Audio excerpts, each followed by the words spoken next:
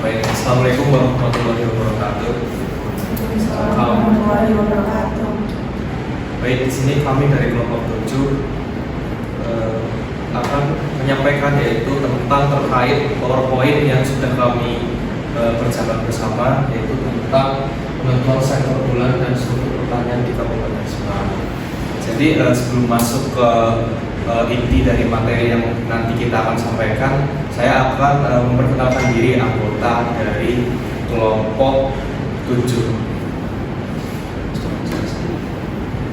Jadi yang pertama itu ada Mas Galang Kumara Adio dengan NIM 21040101030, lalu ada Fatur Rahman Asmi dengan NIM 22040101009, lalu ada Salwa Meilana yaitu dengan NIM 22040101013, lalu ada saya sendiri dan Agung Nugraha dengan NIM 22040101017, lalu ada Mbak Adinda Alivia Ramadhani dengan NIM 22040010031, lalu ada Mbak Esti Dwi Kurniasi dengan NIM 22040101046, lalu yang terakhir itu ada Mbak Syara Isatul Yasidah dengan NIM 22040010050. Jadi langsung aja ke materi ini. Oke, kita masuk ke materi ini, yaitu poin tentang pendahuluan. Jadi pendahuluan di sini kita menyampaikan yaitu terkait tentang 2 poin, yaitu yang pertama tentang pembangunan nasional dan yang pertama tentang pembangunan nasional dan kedua tentang sektor unggulan. Jadi pembangunan nasional ini pembangunan nasional ini fokus pada pengembangan daerah. Jadi ini ada kaitannya atau bersangkutan juga dengan Undang-Undang Nomor 32 Tahun 2004 yang memang berisikan tentang otoritas di daerah-daerah di Indonesia. Jadi undang-undang ini itu bertujuan untuk mendorong pembangunan dan meningkatkan kesejahteraan masyarakat. Jadi dalam hal ini peran pemerintah dan juga masyarakat itu sangat krusial untuk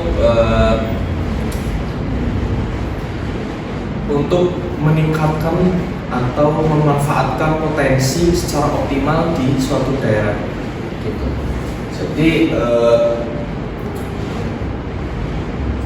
Jadi upaya untuk meletakkan pembangunan di seluruh wilayah itu sangat penting gitu untuk meningkatkan atau mencapai pembangunan wilayah secara nasional. Lalu yang poin kedua yang tadi saya sampaikan yaitu ada sektor unggulan. Jadi sektor unggulan ini merupakan sektor yang sangat memberikan peran signifikan dalam perkembangan ekonomi suatu daerah karena memiliki keunggulan atau kriteria tertentu. Jadi faktor ini juga bisa berkembang lebih lanjut melalui investasi menjadi dasar bagi kegiatan ekonomi. Hal ini juga didasari dengan seberapa besar kontribusi sektor tersebut terhadap perekonomian daerah. Next, yaitu ada rumusan masalah dan juga tujuan. Jadi rumusan masalah di sini yaitu tentang apakah sektor pertanian masih menjadi unggulan.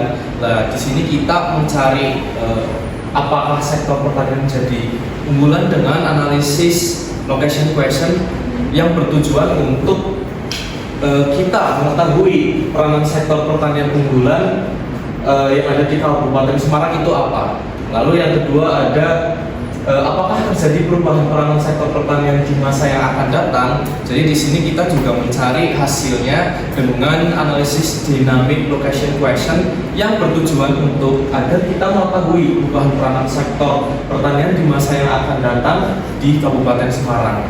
Lalu yang terakhir, yang ketiga yaitu bagaimana struktur perkembangan sektor pertanian di Kabupaten Semarang. Jadi di sini kita mencari tahu dengan cara yaitu teori tipologi klasen. Jadi dengan adanya teori tipologi klasen di sini kita jadi bisa mengetahui bagaimana struktur perkembangan sektor pertanian di Kabupaten Semarang.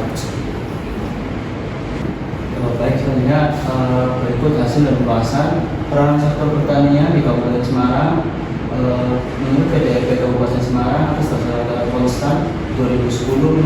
lapangan usaha miliar rupiah. Dan berikut hasil PDRB Jawa Tengah atas dasar data konstan 2010 menurut lapangan usaha miliar rupiah.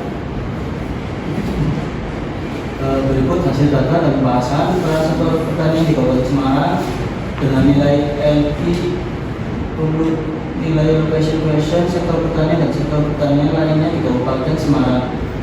Untuk mencari hasil rata-rata nilai LP tersebut dapat dari hasil penjumlahan dari tahun 2020 sampai tahun 2024 lalu dibagi 5 tahun untuk mencari hasil rata-rata nilai LP pada sektor pertanian, kehutanan, perikanan. Hasil dari rata-rata tersebut LP kurang dari 1 dan keterangan LP yang lebih dari 1 yaitu berada di real estate atau hasil dari rata-rata nilai LP tersebut pada sektor pertanian dan perikanan menghasilkan nilai rata-rata 0,80 dengan keterangan LP kurang dari 1. Terus untuk pada jasa real estate dihasilkan dengan nilai rata-rata 1,73 dengan keterangan LP lebih dari 1. Bisa kita lihat pada diagram peranan sektor pertanian di Kabupaten Semarang.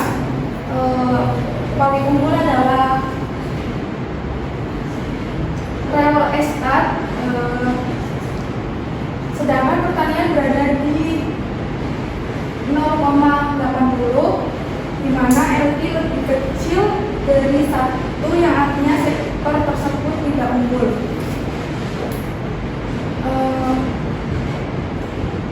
Di wilayah atau basis artinya sektor ini berkembang lebih baik dibandingkan rata-rata rasional dan berpotensi untuk diekspor ke daerah lain. LP sama dengan 1, sektor tersebut memiliki peran yang sama penting seperti di wilayah acuan. LP kurang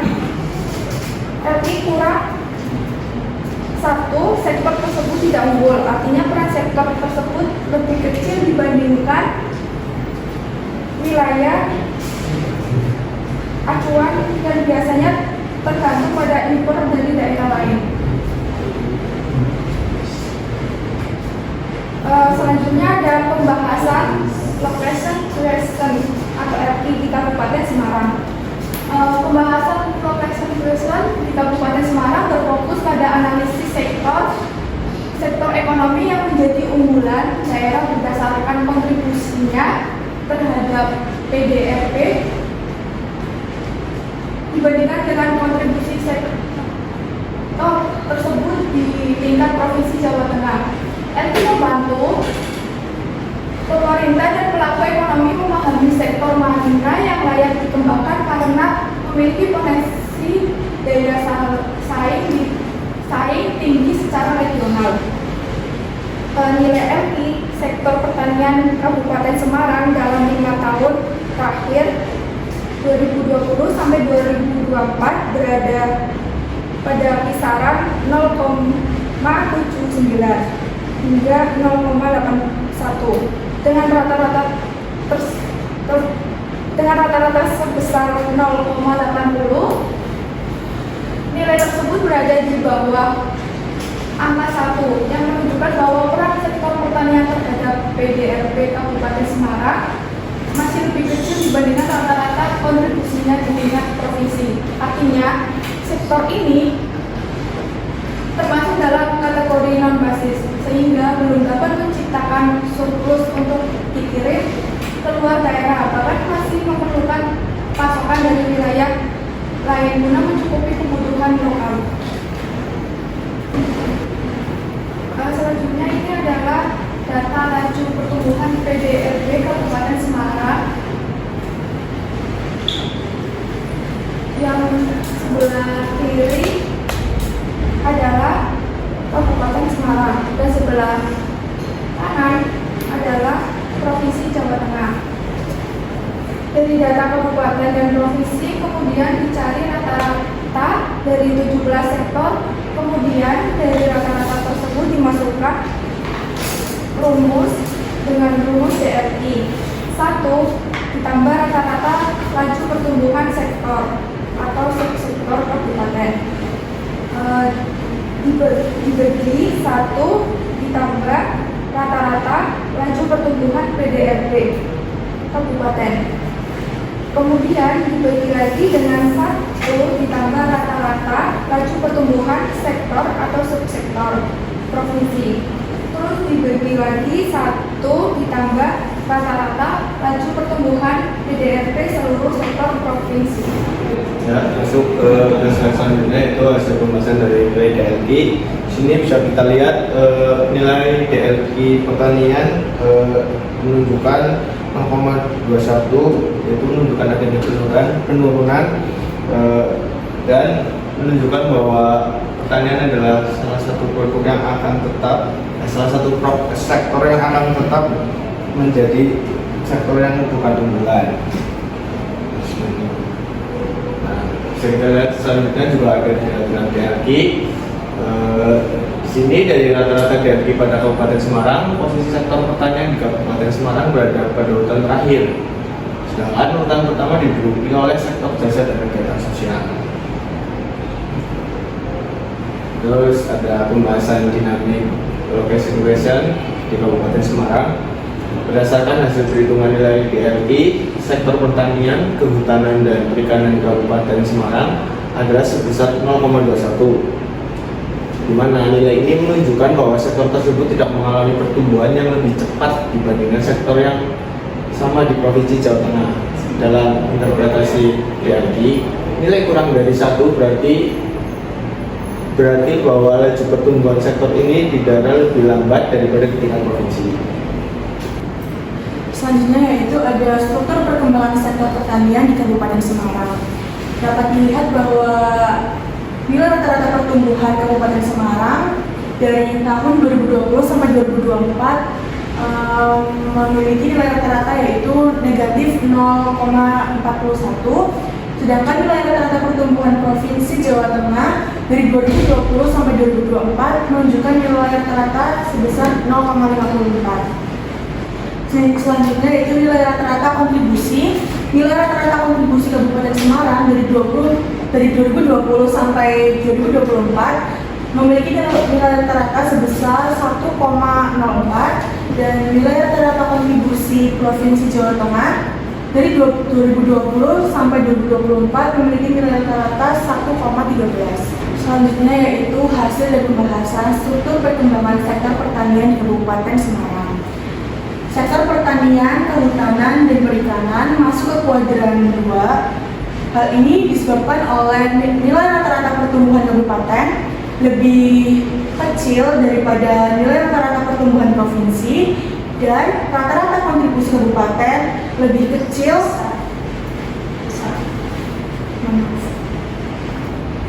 dan nilai rata-rata kontribusi kabupaten lebih besar daripada nilai rata-rata kontribusi provinsi. Dalam tabel ini ditunjukkan bahwa yang masuk ke kuadran 1 yaitu sektor real estate. Hal ini disebabkan oleh keunggulan real estate di Kabupaten Semarang didukung oleh pertumbuhan ekonomi yang lebih kuat, daya saing yang lebih tinggi, dan perkembangan infrastruktur pemukiman yang pesat dibandingkan sektor pertanian yang masih tertinggal dalam hal pertumbuhan dan kontribusi ekonomi. Selanjutnya ada pembahasan tipologi klasen. Berdasarkan analisis hasil tipologi klasen itu, sektor pertanian di Kabupaten Semarang termasuk dalam kategori kuadran 2 yang menandakan posisi relatif tertinggal dalam perekonomian daerah. Artinya nilai rata-rata kontribusi di Kabupaten Semarang 0,31% itu lebih besar dibandingkan dengan tingkat Provinsi Jawa Tengah yaitu 0,05%. Tetapi laju pertumbuhan di Kabupaten Semarang 0,45 lebih rendah dibandingkan dengan laju pertumbuhan di tingkat Provinsi Jawa Tengah yaitu 0,81. Sektor dengan kondisi tersebut merupakan keadaan yang cukup baik untuk meningkatkan kontribusi sektor tersebut pada tahun-tahun mendatang. Selanjutnya sektor pertanian di Kabupaten Semarang itu relatif tertinggal. Sektor pertanian di Kabupaten Semarang relatif tertinggal berdasarkan data karena memiliki nilai PDRB yang rendah. Hal ini dikarenakan Kabupaten Semarang itu lebih fokus pada sektor industri dan jasa, sehingga potensi pertanian yang ada itu tidak dimaksimalkan. Beberapa faktor yang menyebabkan sektor pertanian di Semarang tertinggal itu seperti prioritas pembangunan yang lebih diarahkan pada sektor industri dan jasa, perubahan alih fungsi lahan, kemudian kurangnya investasi dan dukungan dari pemerintah, selanjutnya dari kurangnya inovasi dan teknologi pertanian, dan yang terakhir keterbatasan akses pasar dan informasi. Baik, akan saya lanjutkan. Yang selanjutnya adalah rekomendasi, dan di mana untuk sektor pertanian di Semarang yang relatif tertinggal, beberapa rekomendasi fokus pada pengembangan potensi lokal, peningkatan kualitas hasil, dan penerapan teknologi yang tepat, lalu pertanian perkotaan dengan tanaman sayuran dan buah-buahan. Kurang lebihnya seperti contoh pengembangan potensi lokal, yang dimana pertanian perkotaan atau urban farming yang dimana bisa memanfaatkan balkon ataupun atap gedung pekarangan yang kosong untuk dijadikan sebagai tanaman seperti tanaman sayuran maupun buah-buahan. Lalu ada juga peningkatan kualitas hasil yang dimana pengembangan bibit unggul. Lalu yang kedua adalah pengalihan alih fungsi lahan. Lalu ada penerapan teknologi tepat guna yang dimana bisa memanfaatkan hidroponik dan vertikultur, dan bisa juga irigasi tetes ataupun aplikasi digital dan platform online seperti petani menggunakan aplikasi untuk prediksi cuaca, harga pasar, dan pemesanan pupuk seperti itu. Selanjutnya adalah kesimpulan. Sektor pertanian di Kabupaten Semarang selama periode 2020 sampai 2024 belum tergolong sebagai sektor unggulan. Hal ini ditunjukkan oleh nilai rata-rata LQ sebesar 0,80 dan DLQ sebesar 0,83, yang mencerminkan kontribusi dan prospek pertumbuhan sektor ini masih rendah. Lalu berdasarkan tipologi klasen, sektor pertanian berada di kuadran 2, yaitu sektor yang tumbuh tetapi belum signifikan.